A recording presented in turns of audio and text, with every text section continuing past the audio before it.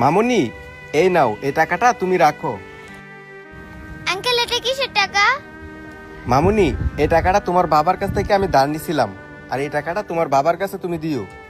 আমি তোমার বাবার সাথে পরে কথা বলে নিব নে। আচ্ছা ঠিক আছে আঙ্কেল। ঠিক আছে মামুনি, তাহলে আমি যাই। মামুনি, এই টাকাটা নাও। আঙ্কেল এটা কিসের টাকা? আমি তোমার বাবার কাছ থেকে কিছু সদাই বাকি নিয়েছিলাম, এটাই সেই টাকা। আচ্ছা আঙ্কেল। আচ্ছা মামুনি, তুমি তাহলে থাকো, আমি এখন আসি। আচ্ছা আঙ্কেল।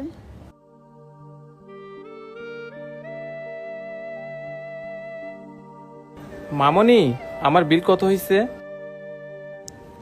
আঙ্কেল আপনার চা আর একটা কেক, আপনার 20 টাকা হইছে। 20 টাকা? ও আচ্ছা ঠিক আছে, এই নাও। আচ্ছা আঙ্কেল। আচ্ছা মামনি, তোমাকে একটা কথা জিজ্ঞেস করি। জি আঙ্কেল বলেন। তোমাদের এলাকার মানুষগুলো মনে হয় অনেক সৎ। আমাদের এলাকার মানুষ সৎ? আঙ্কেল আপনার কথা তো কিছুই বুঝতেছি না। হয়েছে কি মামনি, এখনকার সময় মানুষকে টাকা ধার দিলে তাকে আর খুঁজেই পাওয়া যায় না। তোমাদের এলাকায় দেখি সাইদা ইসা ধারের টাকা মিটাই দিয়ে যাচ্ছে। ও আঙ্কেল এই কথা, ওনারা সৎ কিনা আমি জানি না, কিন্তু ওনারা অনেক ভালো মানুষ। সৎ না ভালো মানুষ? মামনি, তোমার কথা তো কিছুই বুঝলাম না, তুমি আমাকে একটু বুঝিয়ে বলো তো। হয়েছে কি আঙ্কেল, এই দোকানটা না আমার বাবা চালাইতো। আমার বাবা অনেক দিন ধরে অসুস্থ হয়ে বিছানায় পড়ে আছে। একটু আগে যে লোকগুলো আমাকে টাকা দিয়ে গেল, আসলে এই লোকগুলো আমার বাবাকে দেখতে আসছিল। আমার বাবার চিকিৎসার জন্য অনেক টাকা লাগবে, এই জন্য এই লোকগুলো কোনো না কোনো বাহানা দিয়ে আমাকে টাকাগুলো দিয়ে সাহায্য করে যায়। এখন আমি বা কি করব আঙ্কেল? আমি না চাইতে ওনাদের থেকে সাহায্যটা আমাকে নিতে হয়, কারণ আমি তো অনেক ছোট, আর আমার এই পরিবারে বাবা ছাড়া উপার্জন করার মতো কেউ নাই।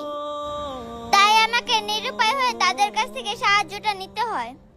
তা না হয় বুঝলাম মামনি, কিন্তু ওনারা চাইলে তো তোমাকে সরাসরি সাহায্য করলেও পারতো। তা ঠিক আছে আঙ্কেল, কিন্তু আমার বাবা এলাকার একজন সম্মানীয় ব্যক্তি, আর ওনারা ভাবে সরাসরি টাকা দিলে যদি আমার বাবার সম্মান নষ্ট হয়, তাই ওনারা আমাকে এইভাবে টাকাগুলো দিয়ে যায়। ও, এইবার বুঝতে পারছি মামনি, তোমার বাবা অনেক সম্মানীয় লোক। আচ্ছা তুমি কোনো চিন্তা করো না, দেখবা তোমার বাবাকে আল্লাহ সুস্থ করে দিবে।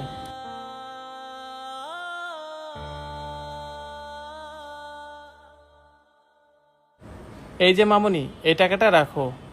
আঙ্কেল এটা কিসের টাকা? ওই যে মামনি, তোমার বাবা আমার কাছ থেকে কিছু টাকা পাইতো।